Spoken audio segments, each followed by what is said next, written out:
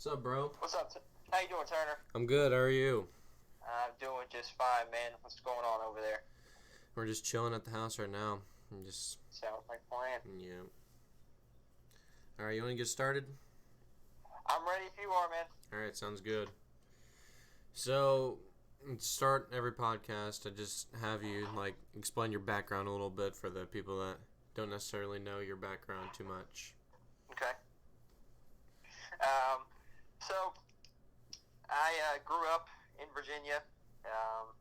Was born in a major city in Virginia, and then moved to some rural areas and spent high school playing a bunch of different sports.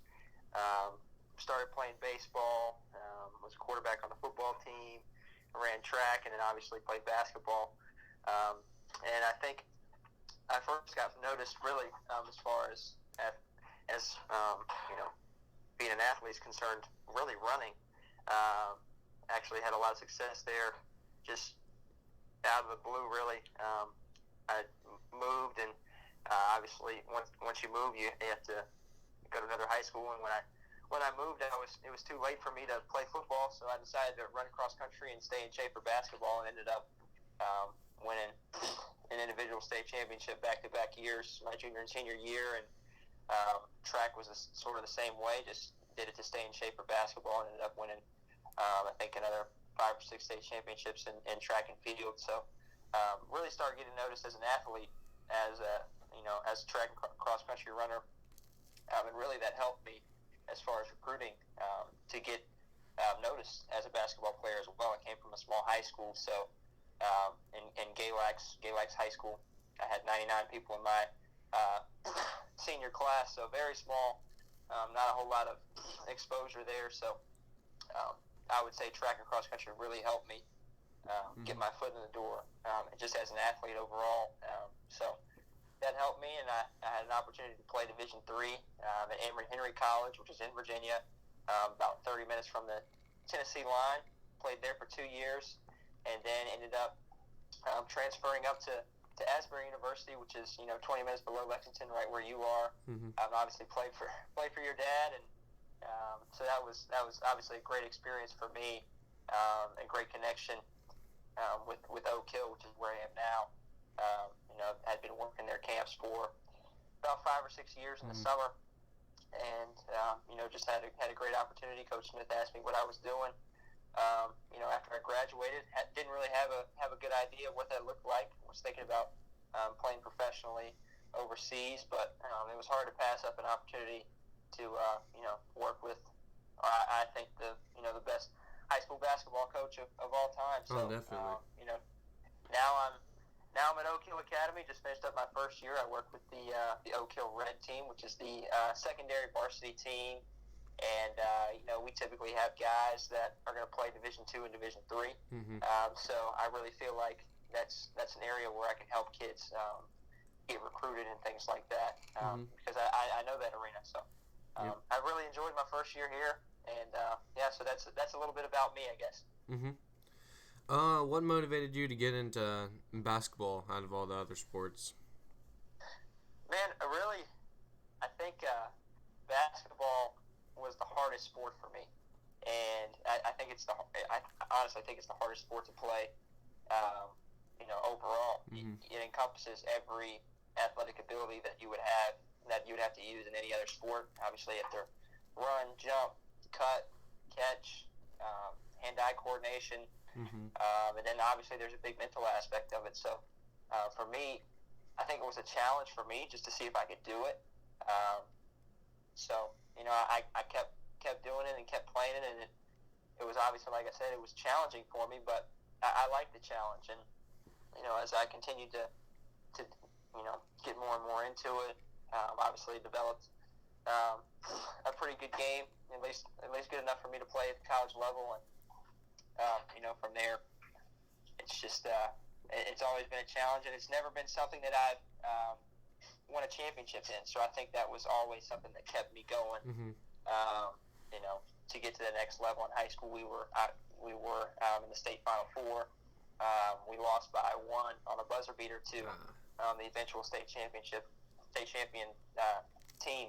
that year. So that's the closest I ever got to winning a championship. So that always sort of was the driving force. Mm-hmm.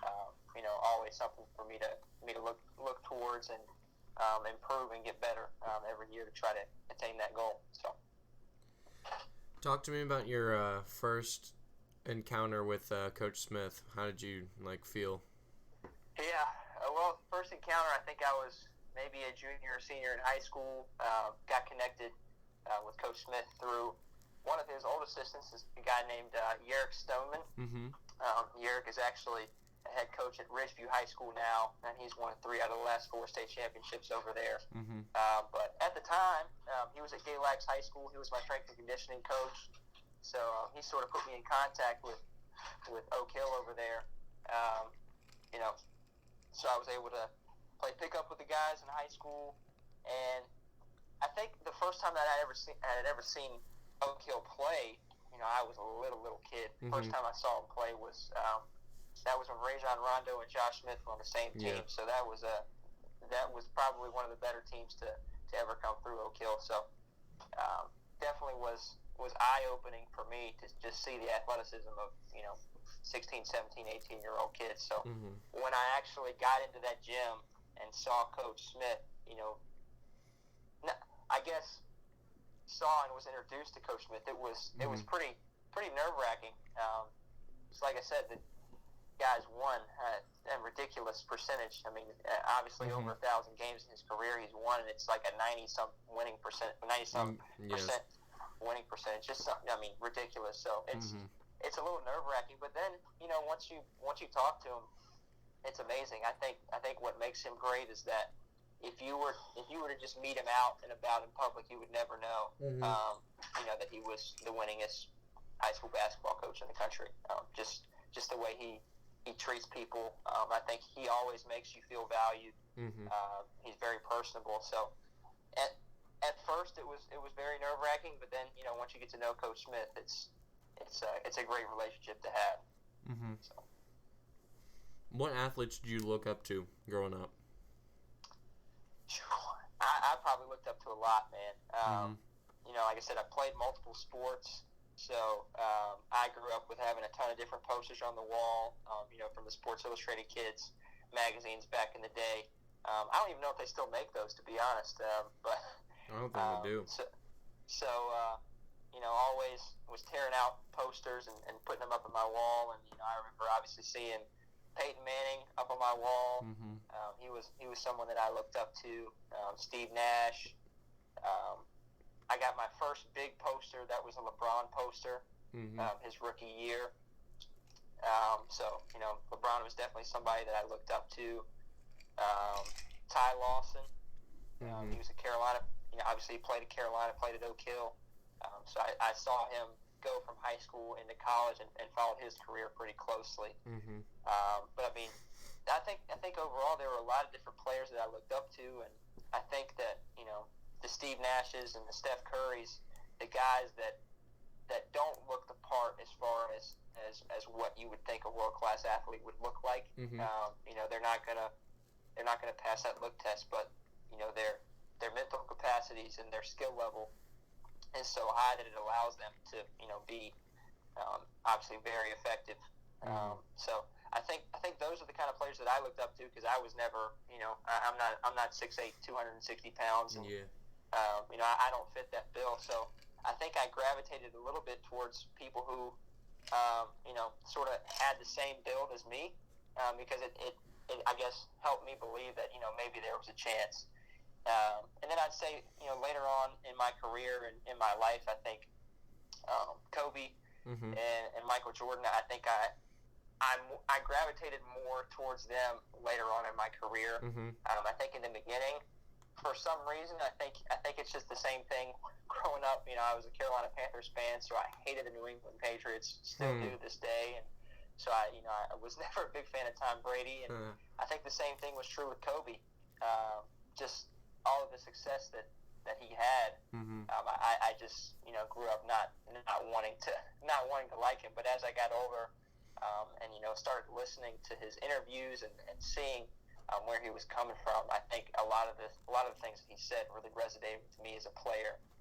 as far as how I went about my daily activities, and how I tried to lead and impact people. I think there were some similarities with Kobe and MJ and how I went about playing. So. Mm-hmm. Talk to me about, because you were pretty athletic, like in high school and even in college. Mm-hmm. Like, how was your work ethic? Like, how was your drive, like, going through high school and college? Yeah. Well, I think, like I said, I wanted to be. It was a challenge to play basketball, and I wanted to prove people wrong. I think there were a lot of things that came easy to me. I don't think basketball was one of those things. And it was something that I had to work at daily. So, from when I really decided, like, hey, basketball is what I want to do, and that's what I want to focus on. So that was probably 8th or 9th grade. I really started getting into it. And then, I get in. I was definitely, putting up shots every moment that I could. Even when I was playing football, after practice, I would go in the gym and, shoot before we had weightlifting and things like that, just to keep my body ready and keep my mechanics steady for the season. And then I think once I got into my junior and senior year, really, and sophomore year, summer sophomore year, and into my junior and senior year, I really ramped it up. And I think part of that was my coaching. And then part of that was, my drive to do it. I think when I moved to Galax, I had access to a gym pretty much whenever I wanted. Mm-hmm. And having that access, it was great for me because, before moving to Galax, I was in a very small rural town. Not a lot of people were going up to the gym and playing just because it was so far away. Mm-hmm. And in Galax, I was 4 blocks from Main Street, and pretty much anybody that lives in Galax is 10 minutes max from the gym. So it was always easy to go up and play some pickup and things like that. And then high school, as far as that's concerned, I was in the gym pretty much every day, in season or out of season. I was up there around 6:15, 6:30, getting shots up, weightlifting, every day in the morning. My high school coach said if you can't make them at 6 a.m., you can't make them at 6 p.m. So, and that resonated with me. So, a lot of I contribute a lot of my success to, the effort and the shots and the reps that I put in outside of practices and outside of games, outside of playing pickup. That's what really has given me maybe an advantage. And I think I carried that into my college career as well, developing and setting aside time every day to get shots up by myself. I love to be in a gym by myself. It's sort of relaxing for me, and whatever I was going through off the court, I could always find some peace getting out on the court, shooting, and going through some drills and things like that. So yeah, I would say as far as work ethic goes, I think that I had a pretty significant drive, and that's what's helped me to have a fairly successful high school career and college career. I'd like to think that I put similar effort into the coaching world as well. So, talk to me about some of your favorite moments playing the sport. Favorite moments playing, I think. I've mentioned this before, maybe not to you, but I think the best game I ever played, nobody really saw, which is kind of neat. It was summer league. I was playing with my high school team. We had sort of a summer league AAU team, and we were playing against Statesville High School, which is out of North Carolina, about just up the road from Charlotte. Playing Statesville High School in the summer, and I had 48 points that game, and I think I missed 3 shots that game. I was 12 of 15 from the 3-point line, and those are the 3 shots that I missed the whole game. So, and like I said, it's summer league, so there weren't a whole lot of people in the gym, but that was definitely the best game that no one ever saw me play. Then obviously in college, having a big game at Rio Grande my senior year, with Asbury. Just another one of those times when you're in the zone, and it's a really cool feeling. And obviously it's cool because it doesn't happen every time you step out on the floor. Yeah. So getting that feeling that's just anything you put up, it's going in. It's a really cool feeling. So I think those were two games, I think, in my opinion, that I'll always remember. And there's plenty other moments, but I think honestly my favorite basketball playing moment actually happened this year. I got over here. Obviously, this is my first year coaching, but like I said, I thought about pursuing playing professionally overseas. So it's not like I had just stopped playing at all. So I was still in the gym. I was still getting up shots daily. I was still in the weight room, and I think a couple of the guys on the gold team got hurt. And so I think they were down to 9 players, and they needed somebody extra, just a body, to come up there and practice with them. And that was really neat for me because I practiced with them a few times over the course of the season. And at the beginning of the year, you're playing a lot of pickup with them during the practice time, so they can sort of get used to one another. Because obviously they're coming from all over the country and world, so they gotta really figure out what each player does, and that's a great time for college coaches to come in the gym as well. So I walked into the gym and there were anywhere from 10 to 20 college coaches in the bleachers watching pickup, and at that time I had a practice jersey on. They had given me a practice jersey, and I know that after we finished playing pickup, I had some people, I remember VCU and a couple others were asking, who's the white kid? Who's the white kid on the team? So that was pretty cool, to see that I obviously being on the court with some of the best high school players in the country. Not only that, but being noticed by some Division I schools. It really resonated with me because I always thought and felt that I was overlooked as a player, just because of my build and because of where I came from. I came from a small high school, so I always felt like if I was given an opportunity that I could play at at the highest level, and I think that just confirmed that for me that I was out on the court with some of the best players in the country, and somebody noticed me. So that was really cool for me.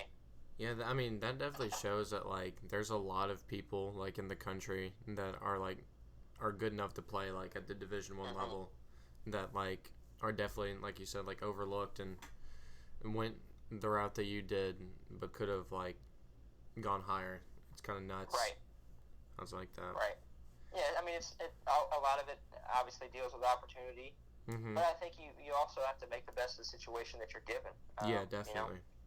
So I think I was lucky enough to play at the college level, at any college level, and I also was able to have a pretty good career in that realm too. So I'm definitely thankful for the experience I had. I don't want to discount that at all. Oh no. So yeah. So this past year, do you have any favorite moments helping out in coaching? Oh yeah, the coaching transition was it's different, Yeah, I'm used to impacting the game with my actions, and now I have to sit on the sideline and hope that whatever we've taught our kids shows up on the floor. So it's funny because I see where my former coaches, I'm sure they got frustrated with me. I can see why now. But I think the biggest, my favorite moments, honestly, were off the court. I've had a great opportunity as far as my coaching to really live with these guys. So I was a resident manager, similar to like an RA. In college, that sort of thing. So obviously Oak Hill's a boarding school, so I was living in an apartment with our red team, and I know as a player that what wasn't emphasized enough to me was the mental aspect of the sport, and dealing with maybe playing time, or why are things not working out the way I want them to. I had a lot of deep conversations with kids, and I would like to think that some of them got something out of it. So really, to me, the most fun I had was really just talking to these guys when they were struggling and trying to help get them through. I'm not a big believer in the coach speak necessarily. The whole we'll just play your role and just accept what you're given and just keep doing what you're doing. I don't think that those are concrete answers for kids. Mm-hmm. So I try to give them specific details to really work on or to really think about, whether that's skill based or mentality based or attitude based. I think kids need that direction. They don't just need a cop out answer. So that's really what I tried to affect change in was in that aspect of their lives, and obviously getting them recruited and things like that was a lot of fun, just because of the connections that I had created. Obviously playing at Emory-Henry at Division III level, and then playing at Asbury in the NAIA arena as well. So I had a lot of different connections, and then obviously through my recruiting path and process as a player and as a cross country and track runner, I had connections to other coaches in that arena too. So reaching out to those coaches that had recruited me at one time, or reaching out to coaches that obviously we had competed against was really neat, to just keep and to reestablish those connections. It was very cool for me. In the future, do you see yourself doing like more of a player development role or head coaching somewhere, or what do you think? I'm not really sure, to be honest with you. I've done a little bit of the player development stuff. I also would definitely welcome the opportunity to be a head coach. But I don't know in what capacity. At one point, I thought about college coaching, and at the same time, I've seen what you have to do at the college level. Oh yeah, it's tough. And we're not, obviously don't want to get into all of that, but there's a lot of stuff that goes on that people don't really know about, and you don't really know about it until you get there. I really figured out that the Division I college coaching route was not for me. I didn't want to be involved in some of those things that they had to be involved with to win, really.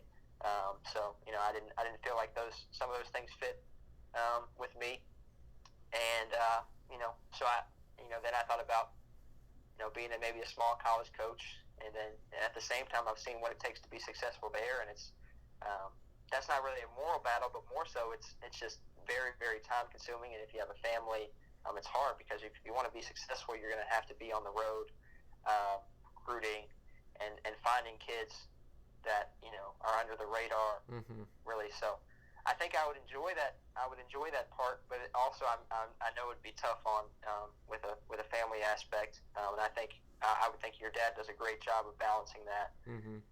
So definitely kudos to him. But I think it's a very difficult life. But if you get in the right situation, I think it can be really, really, really great. So I think right now, being at Oak Hill, I think I'm in one of those situations. So right now I'm really enjoying it, really, really loving my time here. So I'm not really sure, what there is in store as far as coaching. I think that I've said this before too. I've spent a lot of my life just driving towards one goal, and that goal was, number one, to win a championship. Number two was to play professionally overseas. And every year there was always something that I needed to do to improve or work on. And now that I've graduated and I'm no longer playing, at least at this point in time, I think it's been nice to really sit back. I think I needed to take a breath and rest, honestly. Just let life come to me a little bit. So that's what I've tried to do this year, and I really, really enjoyed that, and I'm going to try to do a little bit more of that, throughout the rest of my life, hopefully. So. What are some of your favorite players to watch, like nowadays? Nowadays, I think I think you're going to get similar answers to everybody. Love watching Steph, Steph Curry. Obviously, he was one of the athletes that I looked up to. So, obviously, love watching him now. LeBron, I mean, I really loved him when he was with the Cavs. Just his athleticism was crazy. It's not like he's not athletic now, but just watching some of the things that he did, early on in his career was just amazing to watch. So, but I still love watching him now. I think he's got one of the highest IQs in the game. So I love watching him play. Rajon Rondo, really have always loved watching him play. I think he's very, very smart. Oh yeah. And I think sometimes that gets in the way. I think sometimes he might even be smarter than the people he's playing for, and that can be an issue as far as butting heads and things like that. But just seeing how he controls the game, even today. I mean, he's been in the league for a long time, and there's a reason for that. So I love watching him play. I love how he creates opportunities for his teammates, and I think that's really fun to watch. And I think later on this year, I really got into watching Luka, because obviously he's in Dallas, so a lot of the games that I watched, were East Coast games, so it was kind of hard for me to really see Luka play sometimes. So, but once I stayed up to watch one of his games, I was like, wow, this kid's something else. So I really picked up on watching Luka a little bit more, and then past that, Dirk Nowitzki, when he won a championship in Dallas that year specifically, I think he was the best player in the world, and it was just crazy to watch him, and how he maneuvered and stuff. And obviously, he's not a your freak athlete or anything like that, but again, he was crafty, and he obviously made it work. And then lastly, but not least, you might get a kick out of this, is Lance Stevenson. I've enjoyed watching him. Not necessarily for his antics, but I think when he was with Indiana, I just think he did a lot of things for his team. Oh yeah. He was a guy that would do anything. He would rebound. He could obviously score the ball, find open teammates. Great defender. So I think he was fun to watch, and I think he was a great glue guy for Indiana when they were making a push for a championship early on, with obviously him, Danny Granger, and Roy Hibbert, George Hill. That was a really, really solid team. Oh yeah. Paul George. I mean, that's David West. Great team to watch, and I think they played great team basketball. So, and I think Lance played a great part in that. So, oh yeah, definitely watching him when he was with the Pacers. Maybe not as much now. Yeah. I think he's embraced the role of just being a pest, which is obviously people need that. But I definitely loved watching him play when he was with Indiana. Talked a good amount about LeBron. What do you think about the LeBron-Jordan debate that keeps recurring? Yeah, I mean, I don't think it's ever going to go away.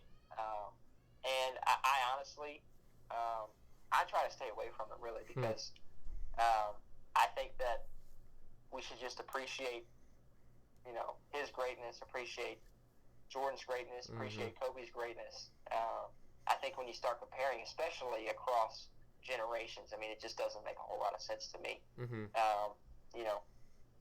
Because statistically, you want to look at the best player, the best player to ever play. I mean, it's going to be Will Chamberlain or Bill Russell.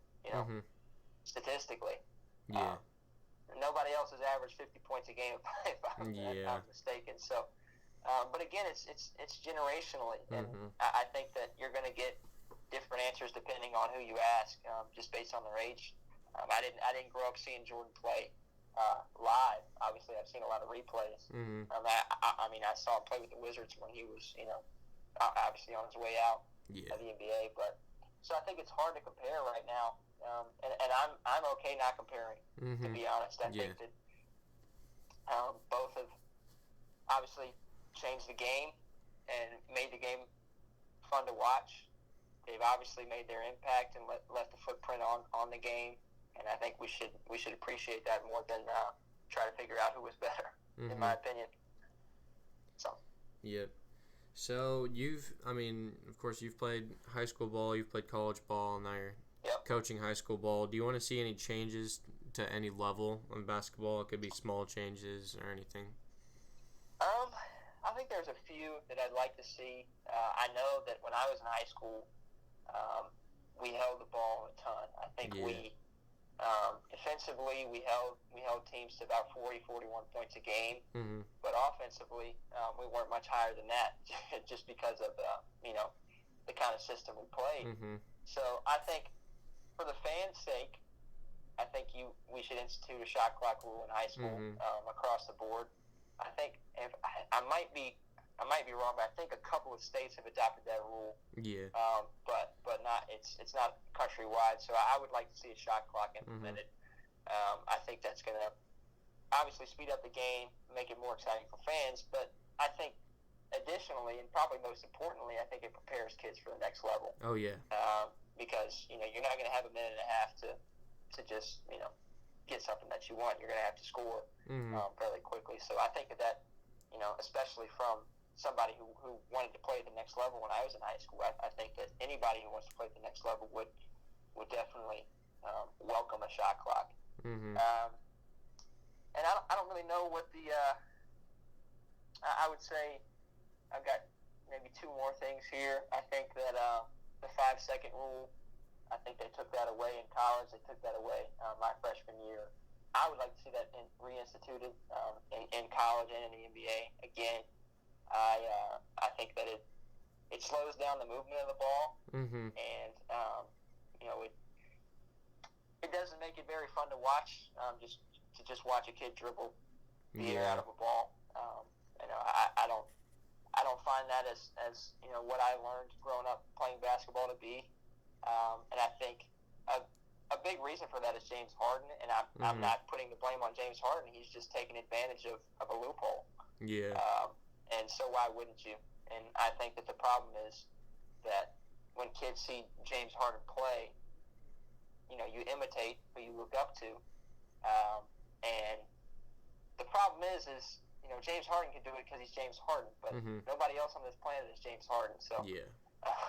I think that's the issue we fall into, is that kids are just looking ridiculous doing it because they're not anywhere near the skill level of James. So obviously I have great respect for James Harden, and I think what he's doing should be respected, just because he's obviously taking advantage of something that's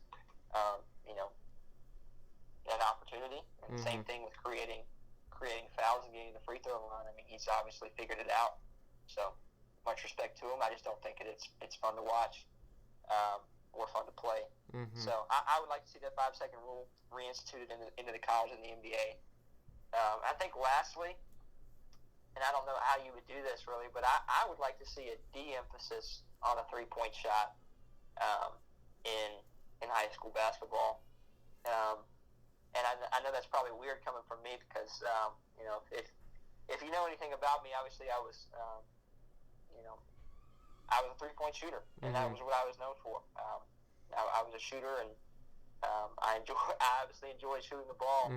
So I think it might be weird coming from me, but I think as a shooter, especially now coaching kids, I see everything that they're doing wrong mechanically from a jump shot perspective, and I think a lot of that has been created by the three-point line. When kids walk into a gym, again, they imitate what they see. You see big kids shooting threes, that's what you want to do. So you try to do anything you can to just get the ball up there, and that's going to develop really bad mechanics, and it's not something that's sustainable throughout your career. So I'm thankful that my dad really helped me with that, and I didn't do what everybody else was doing. Maybe didn't really understand it when I was little, but really staying around the rim, developing my form and my mechanics first, and then starting to move out towards the 3-point line. I don't think that I really took a 3-point shot until I was in 8th or 9th grade. and I think that was key to my development as a shooter. So, I would say, just for the sake of the game and for the sake of having a jump shot, to figure out how to de-emphasize that 3-point line, especially when you're just coming into the game. So, at a young age, and then even up into the high school arena, just figuring out a way to de-emphasize that. I think it would do the game a great justice overall. I think that's what I'd like to see. Mm-hmm. Well, this is like the closing segment. Do you have any last thoughts or anything you want to say? That's a good question. I think that, like I said, there's a lot of things that I think about a little bit differently than other people. Mm-hmm. And I would say, that's true from a recruiting standpoint, from a basketball standpoint, and from a life standpoint. And I would like to, just extend a great respect, and I've always tried to have a great respect for anybody who's doing anything, at a high level. I've always tried to do that, and I encourage people to do that. So if you're listening, and you're putting your effort towards something that matters, I don't care what it is, as long as you're putting in effort and striving to be successful in an arena. Hats off to you. Keep doing what you're doing. So that's about all I've got. I really appreciate you having me on here, Turner. Thanks for coming on. Hope I can help you in any way I can. Oh yeah. Thanks for coming on. I'm gonna make sure to put your YouTube stuff in my description so people can check you out. Okay. Because you've got a lot of good stuff going on there too that could help some people. Yeah. So yeah.